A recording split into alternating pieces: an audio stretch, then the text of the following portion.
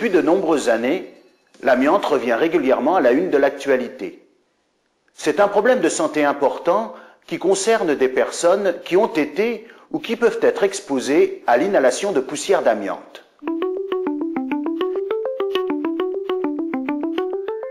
Quel est ce produit qui provoque de graves problèmes de santé chez l'homme? L'amiante est un terme commercial général qui désigne différents types de minéraux à structure fibreuse qui appartiennent à deux grandes familles. Les serpentines, dont la fibre de chrysotile fait partie. Cette fibre souple est communément appelée amiante blanc.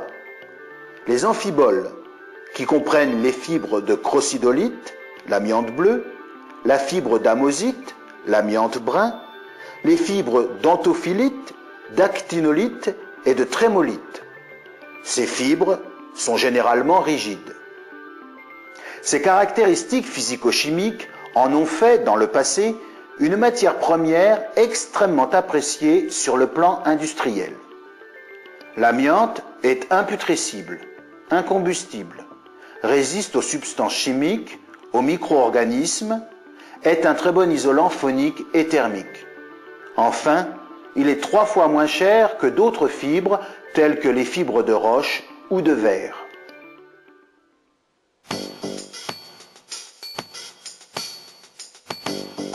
C'est pourquoi ces fibres d'amiante, essentiellement la chrysotile à 95%, ont été utilisées dans beaucoup d'activités industrielles. Tout d'abord, le bâtiment, où l'amiante se trouve liée à d'autres matériaux dans des panneaux d'isolation pour parois et plafonds, dans le ciment, dans des produits pour la couverture, le bardage des bâtiments, mais aussi projeté en flocage sur les armatures et structures métalliques des édifices et tours à usage professionnel ou d'habitation permettant d'éviter leur affaissement en cas d'incendie. D'autres activités ont utilisé des produits à base d'amiante pour calorifuger des installations et tuyauteries soumises à la chaleur, pour ignifuger ou rendre résistantes à la chaleur des parties ou des pièces de machines, de chaudières, de fours.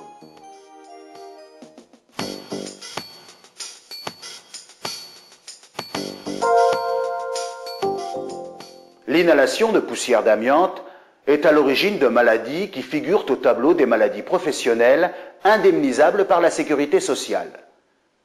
Demandons au docteur Françoise Desmurs quelles sont les principales maladies dues à l'amiante. Ce sont les fibres d'amiante qui provoquent ces maladies. Les fibres d'amiante inhalées vont créer des lésions sur tout le trajet de l'arbre respiratoire. Au niveau des bronches d'abord, avec un risque de cancer bronchique, puis au niveau des alvéoles, avec un épaississement de la paroi alvéolaire qui gêne le passage de l'oxygène, c'est la fibrose ou asbestose. Celle-ci peut donner une insuffisance respiratoire ou même dégénérer en cancer bronchopulmonaire. Enfin, au niveau de la plèvre, cette membrane qui tapisse les poumons, nous pouvons voir des lésions pleurales qui sont bénignes, épaississement, plaques pleurales, mais aussi de véritables cancers de la plèvre que l'on appelle mésothéliome.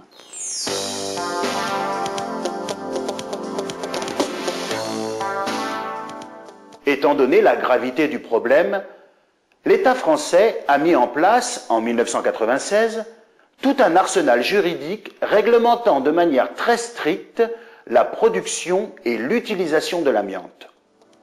Un décret, paru en février 1996, relatif à la protection de la population contre les risques sanitaires liés à une exposition à l'amiante dans les immeubles bâtis, oblige tous les propriétaires d'immeubles à rechercher la présence de calorifugage et de flocage contenant de l'amiante. Si c'est le cas, les propriétaires doivent faire vérifier leur état de conservation. Si l'état de conservation est dégradé, ils peuvent être obligés soit à effectuer une surveillance du niveau d'empoussièrement, soit à engager des travaux d'enlèvement des flocages et des calorifugages. Les déchets provenant de ces travaux devront être conditionnés, transportés et éliminés selon des procédures strictes conformes à la réglementation pour la protection de l'environnement. Un autre décret, paru également en février 1996, relatif à la protection des travailleurs contre les risques liés à l'inhalation de poussière d'amiante oblige tout chef d'établissement d'évaluer les risques auxquels sont exposés ses salariés lors d'activités et interventions sur des matériaux ou appareils susceptibles d'émettre des fibres d'amiante. Si la présence d'amiante est connue ou probable, l'employeur doit mettre à la disposition des travailleurs susceptibles d'être soumis à des expositions brèves mais intenses un vêtement individuel de protection et un équipement individuel de protection respiratoire anti-poussière approprié. Il est tenu de dispenser à son personnel une formation à la prévention et à la sécurité, une information sur les risques potentiels sur sa santé, ainsi que les précautions à prendre en matière d'hygiène. Chaque salarié exposé à l'inhalation de poussière d'amiante dispose d'un dossier médical qui le suit tout au long de sa vie. Enfin, un décret de décembre 1996 interdit la fabrication, la transformation, la vente, l'importation, la mise sur le marché national de toute variété de fibres d'amiante, que ces substances soient incorporées ou non dans des matériaux, produits ou dispositifs. À titre exceptionnel, certains matériaux, produits ou dispositifs existants qui contiennent de la chrysotile et pas d'autres fibres d'amiante peuvent être pendant encore un certain temps fabriqués et utilisés dès lors qu'il n'existe pas de produit de substitution. Il s'agit, entre autres, des garnitures de friction, des joints et garnitures d'étanchéité utilisées dans les processus industriels, des dispositifs d'isolation thermique utilisés en milieu industriel.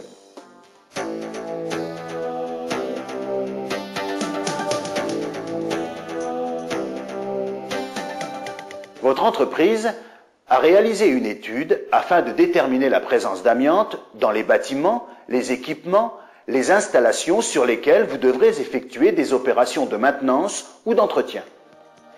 Vous devez posséder une fiche personnelle d'exposition sur laquelle figurent les procédures de travail et les équipements de protection individuelle que vous devez porter. Avant l'intervention, vous devez y faire inscrire la date, le lieu et la nature du travail à effectuer. Après l'intervention, la durée pendant laquelle vous avez été exposé. Vous gardez cette fiche sur vous.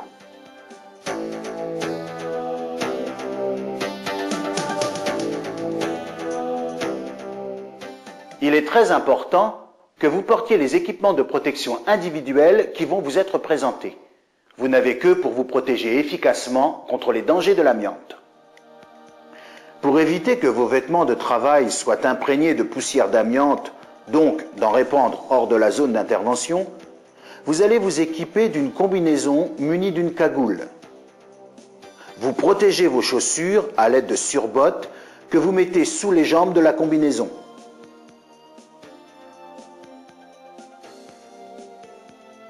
Selon les travaux que vous allez effectuer, vous porterez soit un demi-masque filtrant FFP3 jetable, soit un masque complet avec filtre anti-poussière P3, soit un masque complet doté d'un système à ventilation assistée avec des filtres TMP3. Soyez très vigilants au niveau des masques. Il est indispensable, pour obtenir le meilleur niveau de protection, d'avoir un très bon ajustement des masques sur le visage. Vous ajustez la cagoule en prenant bien soin qu'elle recouvre le masque.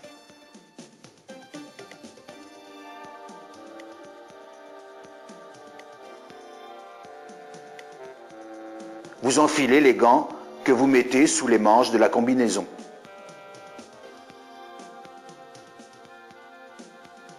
Tous ces équipements sont fabriqués selon des normes prévoyant un marquage que vous pouvez vérifier sur chaque équipement. Enfin, les équipements non jetables, tels que masques complets avec filtre et masques complets avec système de ventilation assistée, doivent être entretenus, vérifiés et maintenus en ordre parfait de marche et les filtres changés dès que cela est nécessaire.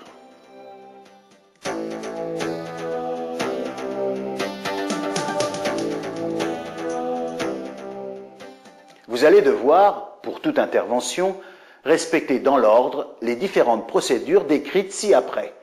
Avant d'intervenir, faites renseigner votre fiche d'exposition. La zone d'intervention ne doit être ni occupée, ni traversée par des personnes autres que celles qui sont chargées des travaux.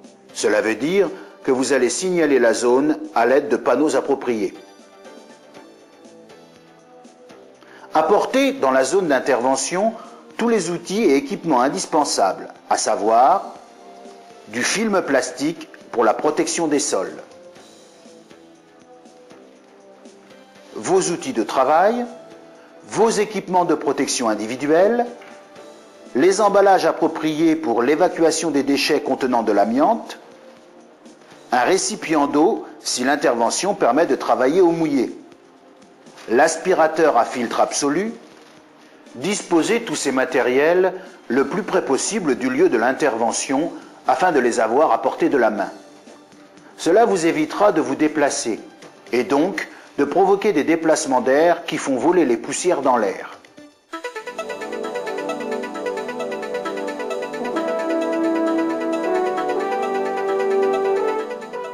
Il s'agit ici d'une question de comportement de votre part.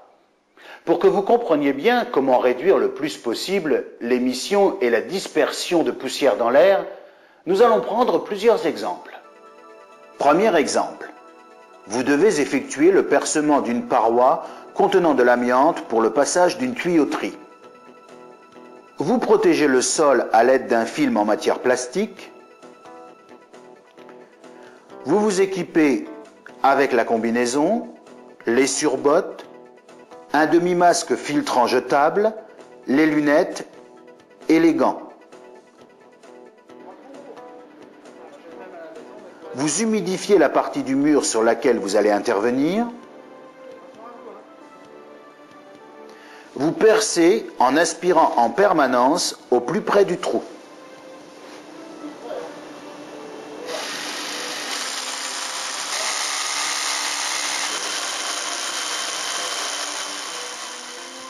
Le percement terminé, vous retirez lentement le foret en l'aspirant sur toute sa longueur.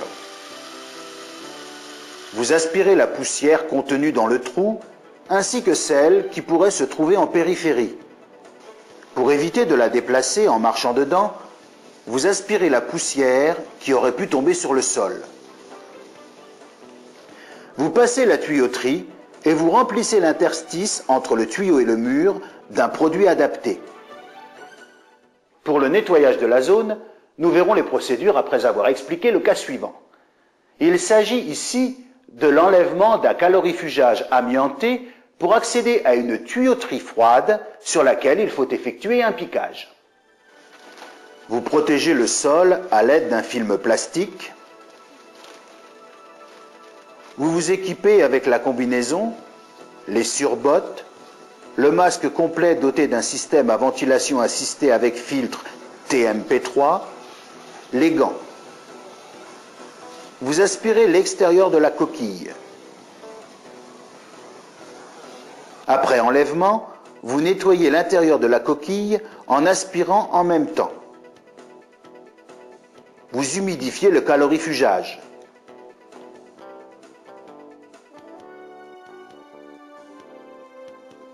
Vous introduisez tous les outils nécessaires à l'intervention dans le sac à manches.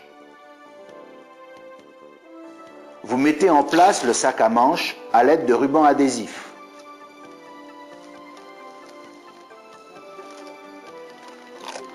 Vous démontez le calorifugage à l'intérieur du sac à manches.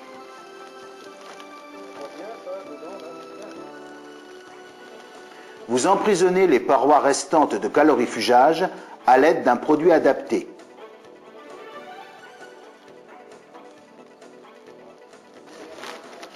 Vous brossez la tuyauterie et vous pulvérisez sur toute sa surface un produit fixateur.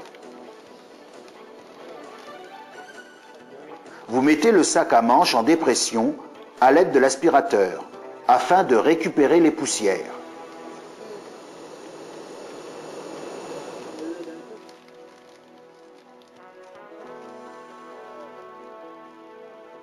Vous sortez les outils du sac à manches et vous le fermez hermétiquement.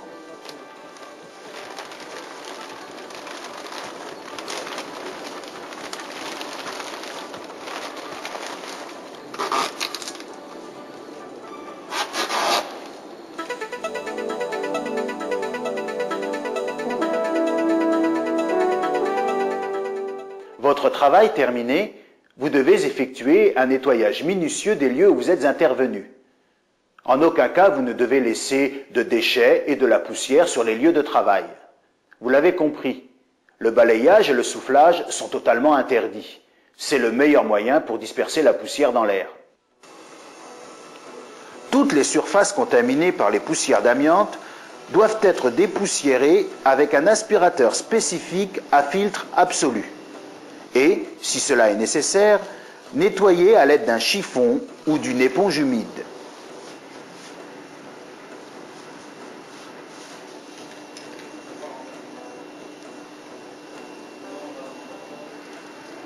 Vous devez laisser fonctionner l'aspirateur quelques minutes pour vider le tuyau. Vous vous assurez que l'obturateur est correctement fermé. Vous placez le tuyau dans un sac plastique ordinaire que vous fermez. Autre point important de la procédure, l'évacuation des déchets et des équipements contaminés par la poussière. Les déchets d'amiante doivent être, dès leur production, enfermés dans un sac étanche, lui-même enfermé dans un deuxième sac fermé et étanche.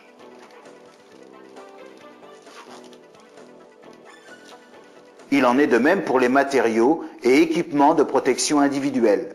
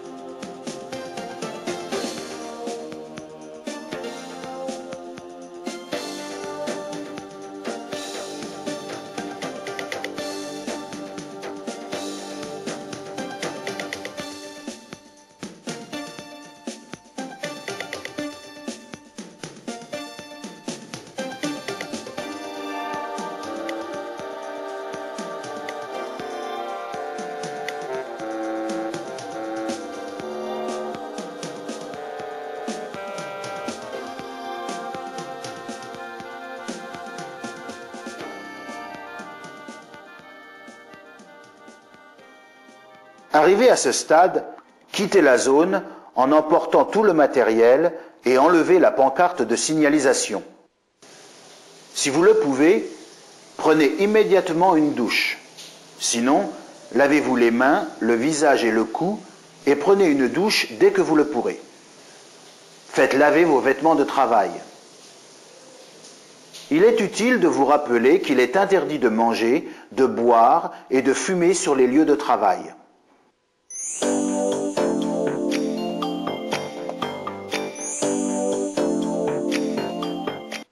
Les déchets que vous avez enfermés dans l'emballage approprié, poussière, débris de matériaux, vêtements, équipements de travail, doivent être éliminés.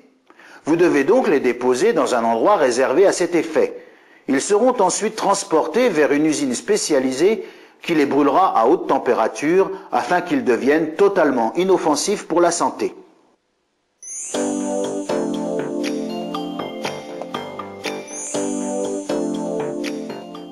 Le jour même de votre intervention, vous devez faire renseigner votre fiche d'exposition par votre responsable qui notera le nombre d'heures pendant lesquelles vous avez été exposé. Votre fiche d'exposition sera mise à la disposition de votre médecin du travail qui assurera votre suivi médical par des examens particuliers, des radios des poumons, et déterminera tous les ans votre aptitude à effectuer ce type de travaux. Votre dossier médical vous suivra partout. Il sera conservé pendant 40 ans après que vous aurez cessé ce type de travail.